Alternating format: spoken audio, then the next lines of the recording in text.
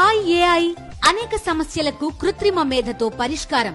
నగరంలో పెరుగుతున్న startup trends. పూర్తి వివరాలకు చదవండి రేపటి సాక్షి దినపత్రిక. విశాఖ ఉక్కు కార్మికులు ఉద్యమాన్ని ఉధృతం చేశారు. అక్టోబర్ మొదటి వారంలో రాష్ట్ర వ్యాప్త ఉద్యమానికి సిద్ధమయ్యారు. చంద్రబాబు ప్రభుత్వ తీరును వ్యతిరేకిస్తూ ఏపీ వ్యాప్తంగా ఆందోళనకు సిద్ధమయ్యారు. స్టీల్ ప్లాంట్పై చంద్రబాబు యూటర్న్ తీసుకున్నారని మండిపడుతున్నారు సిఐటియు నేతలు. అధికారంలోకి రాకముందు స్టీల్ ప్లాంట్ సెంటిమెంట్ అన్నారని, అధికారంలోకి వచ్చిన తర్వాత సెంటిమెంట్ అనే పదం వాడొద్దంటున్నారని ఆగ్రహం వ్యక్తం చేస్తున్నారు. స్టీల్ ప్లాంట్ కోసం కూటమి నేతలు రాజీనామాలు చేయాల్సిన అవసరం లేదని, సెయిల్లో విలీనం చేసేలా కేంద్ర ప్రభుత్వంపై ఒత్తిడి తేవాలంటున్నారు సిఐటియు నేతలు సిహెచ్ నరసింగారావు, కుమార్. పోరాటాల వల్లనే 40 నెలల నుంచి కూడా స్టీల్ ప్లాంట్ కాపాడుకున్నాం. గతంలో స్టీల్ ప్లాంట్ కాపాడానని చంద్రబాబు నాయుడు చెప్పడం కూడా పచ్చి అబద్ధం. పార్లమెంటులో తెలుగుదేశం పార్టీ దీన్ని ప్రైవేట్ చేయాలని మాట్లాడినటువంటి క్లిప్పింగ్స్ ఇక్కడే ప్రెస్ మీట్ పెట్టి మీకు చూపించడం అనేటువంటి జరిగింది. అందుకని ఈరోజు ఆయన మొదటి నుంచి కూడా కార్పొరేట్కి అనుకూలంగా మాట్లాడుతూ ఈరోజు వైజాగ్ స్టీల్ ప్లాంట్ని కార్పొరేటైజ్ చేయాలనే దానికి ఈరోజు చంద్రబాబు నాయుడు ప్రభుత్వం అండగా ఉంటుందా, లేకపోతే ప్రజల ఉద్యమానికి మాకు మద్దతు ఇస్తారని అడుగుతున్నాం. బొలిశెట్టి సత్యంతో ట్రేడ్ యూనియన్ల గురించి మాట్లాడించడం దుర్మార్గమైన విషయం. ఈరోజు అక్కడ స్టీల్ ప్లాంట్లో ఉన్నటువంటి కాంట్రాక్ట్ లేబర్, పర్మనెంట్ ఆఫీసర్లు అందరం కలిసి విశాఖ ఉక్కు పరిరక్షణ పోరాట కమిటీ ఆధ్వర్యంలో పోరాటం జరుగుతుంది. అందువల్లనే మేము కాపాడుకోగలిగాం. ఈరోజు అధికారంలోకి వచ్చిన తర్వాత సపోర్ట్ చేయకుండా మాట్లాడడం సరైంది కాదు. సొంత గనులు కావాలని మేము ఉద్యమం చేస్తే హైదరాబాద్ వచ్చి ఆనాడు ప్రతిపక్షంలో ఉండి హైదరాబాదు ఇందిరా పార్క్ దగ్గర వచ్చి చంద్రబాబు నాయుడు మాట్లాడారా లేదా? ఢిల్లీ వస్తే ఢిల్లీలో కూడా మేము మైన్స్కి వ్యతిరేకంగా మైన్స్ కావాలని డిమాండ్ చేస్తే మీరు ఢిల్లీ వచ్చి అక్కడ మాట్లాడారా లేదా? కానీ ఈరోజు ఏమైంది? ఎందుకు నష్టాలు వస్తున్నాయో మీకు తెలియదా? నష్టాలు కేవలం సొంత గనులు లేకుండా చేయడం వల్ల వచ్చాయి. కావాలని ఈరోజు అమ్మేయాలని బీజేపీ నిర్ణయం చేయడం వల్ల వచ్చాయి. అందుకని మీరు కావాలని స్టీల్ ప్లాంట్ని ఈరోజు నాశనం చేయాలనుకుంటున్నారా? నిలువున బీజేపీ ప్రభుత్వం దీన్ని ధ్వంసం చేయాలనుకుంటే, దీన్ని కాపాడాలనుకుంటున్నారో రాష్ట్ర ప్రభుత్వం తేల్చుకోవాలని అడుగుతున్నాం. అదే కానీ రాష్ట్ర ప్రభుత్వం కానీ మాకు మద్దతు ఇవ్వకపోతే ప్రత్యక్షంగా కేంద్ర ప్రభుత్వాన్ని ఒత్తిడి చేసి ఆపలేకపోతే మేము ఆ పోరాటాన్ని ఉధృతం చేస్తాం. విద్యాలయాల్ని పోరాట కేంద్రాలుగా మారుస్తాం. యూనివర్సిటీలన్నీ కూడా విద్యార్థులు కదిలేటట్టుగా చేస్తాం. రాష్ట్ర ప్రజానీకం, రైతాంగం, కార్మిక వర్గం యావత్తును కదిలిస్తాం. ఎలా చేయాలో మాకు తెలుసు పోరాటాలు. అందుకని విశాఖ స్టీల్ ప్లాంట్కి నో సెంటిమెంట్ అని చెబుతున్నారు. ఆయన మాట్లాడిన ప్రతి మాట సెంటిమెంట్తో మాట్లాడారా లేదా? స్టీల్ ప్లాంట్ గురించి సెంటిమెంట్, స్టీల్ ప్లాంట్ మాట్లాడినప్పుడల్లా చంద్రబాబు నాయుడు సెంటిమెంట్ మాట్లాడారు. ఈరోజు మాత్రం సెంటిమెంట్ పనిచేయదని చెప్పి చెబుతున్నారు. అధికారంలోకి రాగానే సెంటిమెంట్ అనేటువంటి పోయింది. కానీ ప్రాణాలు త్యాగం చేశారు కాబట్టి, రాష్ట్ర ప్రజలందరూ పాల్గొన్నారు కాబట్టి, తెలుగు బిడ్డలంతా ఆనాడు ఉద్యమంలో పాల్గొన్నారు కాబట్టి రాష్ట్ర ప్రజలు అది ఓన్ చేసుకుంటున్నారు. ఇది నాది, ఎందుకు మా వైజాగ్ స్టీల్ ప్లాంట్ ప్రైవేటు చేస్తారని అడుగుతున్నారు. ఇటు విశాఖ ఉక్కు కార్మికులు అక్టోబర్ మొదటి వారంలో రాష్ట్ర వ్యాప్త ఉద్యమానికి సిద్ధమయ్యారు. మరిన్ని వివరాలు మా ప్రతినిధి నాయుడు అందిస్తారు. నాయుడు, విశాఖ స్టీల్ ప్లాంట్ ప్రైవేటీకరణను వ్యతిరేకిస్తూ కార్మిక సంఘాల నేతలు అక్టోబర్ మొదటి వారంలో మరోసారి ఉద్యమానికి సిద్ధమయ్యారు. 315 రోజుల నుంచి నిరంతరాయంగా ఉద్యమాన్ని కొనసాగిస్తున్నారు. కూటమి ప్రభుత్వం అధికారంలోకి వచ్చిన తర్వాత విశాఖ స్టీల్ ప్లాంట్ను ప్రైవేటీకరణ జరగకుండా అడ్డుకుంటామని హామీ ఇచ్చారు. దీంతో తాత్కాలికంగా ఉద్యమానికి విరామం ఇచ్చారు.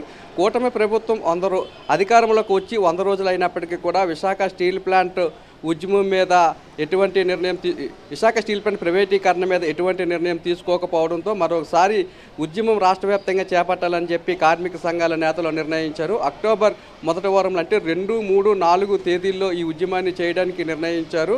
కార్మిక సంఘాలను, అలాగే రైతు సంఘాలను, విద్యార్థులను కలుపుకొని రాష్ట్ర వ్యాప్తంగా ఈ ఉద్యమాన్ని చేయడానికి నిర్ణయం తీసుకున్నారు. చంద్రబాబు నాయుడు అధికారంలోకి రాకముందు విశాఖ స్టీల్ ప్లాంట్ను కాపాడుతామని హామీ ఇచ్చారు. అధికారంలోకి వచ్చిన తర్వాత చంద్రబాబు నాయుడు మాట మారింది. చంద్రబాబు నాయుడు వ్యవహార శైలిని చూస్తున్నట్లయితే విశాఖ స్టీల్ ప్లాంట్ మీద యూటర్న్ తీసుకున్నట్లు తమకు కనిపిస్తుందని, చంద్రబాబు నాయుడు నమ్మి లాభం లేదు, ఉద్యమాల ద్వారానే విశాఖ స్టీల్ ప్లాంట్ను కాపాడగలమని ఒక నిర్ణయానికి వచ్చారు. ఎట్టి పరిస్థితుల్లోనూ కూడా విశాఖ స్టీల్ ప్లాంట్ ప్రైవేటీకరణ ఆగే వరకు కూడా తమ పోరాటం కొనసాగుతుందని కార్మికులంతా కూడా డిమాండ్ చేస్తున్నారు. తక్షణమే విశాఖ స్టీల్ ప్లాంట్కు 15,000 కోట్లను కేటాయించాలని, అంతేకాకుండా అఖిలపక్షాన్ని ఏర్పాటు చేసి ప్రధానమంత్రి నరేంద్ర మోడీ వద్దకు కూడా తీసుకువెళ్లాలని డిమాండ్ చేస్తున్నారు. చంద్రబాబు నాయుడు 100 రోజుల పాలనలో కేవలం స్టీల్ ప్లాంట్ మీద మాటలకే పరిమితం అయ్యాయి తప్పితే చేతల్లోని ఎటువంటి ప్రభావాన్ని కూడా చూపించలేదని చెప్పి కార్మిక సంఘ నేతలంతా కూడా మండిపడుతున్నారు. చంద్రబాబు నాయుడు నేతృత్వంలో ఒక మిషన్ కూడా ఏర్పాటు చేయాలి. స్టీల్ ప్లాంట్ను కాపాడాల్సిన బాధ్యత కూడా చంద్రబాబు నాయుడు మీదే ఉందని అంటున్నారు. ఎందుకంటే ఎన్నికలకు ముందు చంద్రబాబు నాయుడు కానీ పవన్ కళ్యాణ్ కానీ విశాఖ స్టీల్ ప్లాంట్ను కాపాడతామని చెప్పారు. ఆ మాట నిలబెట్టుకోలేకపోయారు. దీంతో తాము మరోసారి ఉద్యమాన్ని చేయడానికి నిర్ణయం తీసుకున్నామని చెప్తున్నారు. 2వ తేదీన కార్మిక సంఘాల నేతలతోని, అక్టోబర్ 3వ తేదీన రాష్ట్ర వ్యాప్తంగా ఉన్న రైతు సంఘాల నాయకులతోని, 4వ తేదీన అన్ని యూనివర్సిటీలు విశ్వవిద్యాలయాల్లో కూడా విద్యార్థి సంఘం నేతలతోని కూడా ఉద్యమాన్ని మరింత ఉధృతం చేయాలి. ఇది ఎందుకంటే విశాఖ స్టీల్ ప్లాంట్ అనేది సెంటిమెంట్తో ఏర్పడింది, 32 మంది ప్రాణత్యాగంతో ఏర్పడింది. అటువంటి స్టీల్ ప్లాంట్ను ప్రైవేటీకరణ చేస్తామంటే తాము ఒప్పుకునేది కూడా లేదని చెప్తున్నారు. చంద్రబాబు నాయుడు 2 రోజుల క్రితం మీడియా సమావేశంలో మాట్లాడిన మాటలను కూడా తప్పుపడుతున్నారు. అధికారంలోకి రాకముందు విశాఖ స్టీల్ ప్లాంట్ సెంటిమెంట్తో ఏర్పడిందని చెప్పి మాట్లాడిన చంద్రబాబు అధికారంలోకి వచ్చిన తర్వాత తన మాటను మార్చారని, సెంటిమెంట్ అనే పదాన్ని ఎందుకు మాట్లాడవద్దంటున్నారు, సెంటిమెంట్ అనే పదాన్ని వాడొద్దు అంటే విశాఖ స్టీల్ ప్లాంట్ ప్రైవేటీకరణకు చంద్రబాబు నాయుడు ఒప్పుకున్నట్లేనని కూడా వారంతా కూడా మండిపడుతున్నారు. చంద్రబాబు నాయుడు మరొక మాట కూడా అన్నారు, దేశంలో ఉన్న అన్ని ప్రైవేట్ స్టీల్ ప్లాంట్లన్నీ కూడా లాభాల బాట పడుతుంటే ప్రభుత్వ రంగంలో ఉన్న విశాఖ స్టీల్ ప్లాంట్ ఎందుకు నష్టాల్లో పయనిస్తుందంటూ కూడా కార్మికులను ప్రశ్నించారు. దీని మీద కూడా కార్మికులు తమ సమాధానాన్ని చంద్రబాబు నాయుడికి మీడియా ముఖంగా ఇచ్చారు. దేశంలో చాలా ప్రైవేటు ఉక్కు పరిశ్రమలు కూడా నష్టాల బాట పడుతున్నాయని, ఆ సంగతిని చంద్రబాబు నాయుడు తెలుసుకోవాలని వారు చెప్తున్నారు. విశాఖ స్టీల్ ప్లాంట్కు సొంతంగా గనులు లేవు కాబట్టి నష్టాల బాట పడుతున్నాయని, విశాఖ స్టీల్ ప్లాంట్కు సొంతంగా గనులు ఇచ్చినట్లయితే సంవత్సరం తిరక్కముందే లాభాల బాట పట్టిస్తామని ఆ దిశగా చంద్రబాబు నాయుడు పవన్ కళ్యాణ్ కేంద్ర ప్రభుత్వం మీద ఒత్తిడి తేవాలంటున్నారు. ఒత్తిడి తేవాల్సిన కేంద్ర ప్రభుత్వం మీద ఒత్తిడి తేవకుండా కార్మికులను కించపరిచే విధంగా, వారిని అవమానపరిచే విధంగా చంద్రబాబు నాయుడు మాట్లాడడం తగదని కార్మికులంతా కూడా హెచ్చరిస్తున్నారు. ఏమీ చేయలేని పరిస్థితుల్లోనే తామంతా కూడా ఉద్యమానికి దిగుతున్నామని, చంద్రబాబు నాయుడు నిజంగా కేంద్రం మీద పోరాడినట్లయితే తామంతా కూడా సైలెంట్గా ఉండేవాళ్ళమని, చంద్రబాబు నాయుడు ఇచ్చిన మాట నిలబెట్టుకోవాలి, నిలబెట్టుకోకపోతే రాష్ట్ర ప్రభుత్వ తీరును తప్పు పట్టడమే కాకుండా జాతీయ స్థాయిలో కూడా ఉద్యమాన్ని చేపడతామంటున్నారు. నిజంగా కూటమి నేతలకు చిత్తశుద్ధి ఉంటే విశాఖ స్టీల్ ప్లాంట్ ప్రైవేటీకరణ జరగకుండా ఉండడం కోసము తమ పదవులకు రాజీనామాలు చేయాల్సిన అవసరం లేదని, విశాఖ స్టీల్ ప్లాంట్ ప్రైవేటీకరణ జరగకుండా ప్రధానమంత్రి నరేంద్ర మోడీ మీద ఒత్తిడి తెస్తే సరిపోతుందంటున్నారు. ఎందుకంటే కేంద్రంలోని ఎన్డీఏ ప్రభుత్వం ఉన్నది, తెలుగుదేశం పార్టీ భాగస్వామ్యంతో ఉంది. చంద్రబాబు నాయుడు ఒక్క మాట చెప్పి విశాఖ స్టీల్ ప్లాంట్ ప్రైవేటీకరణ చేయొద్దంటే మోడీ వెనక్కి తగ్గుతారు. అటువంటి పని చేయకుండా కేవలం మాటలతోనే సరిపెడుతున్నారు. ఈ 100 రోజుల పాలనలో కూడా చంద్రబాబు నాయుడు విశాఖ స్టీల్ ప్లాంట్ మీద మాటలకే పరిమితమయ్యారు తప్ప తాను ఎక్కడా కూడా చేతల్లో తన పనిని చేసి చూపించలేదనే అభిప్రాయాన్ని అయితే కార్మికులంతా కూడా వ్యక్తం చేస్తున్నారు. Aruna. Right Naidu, thank you.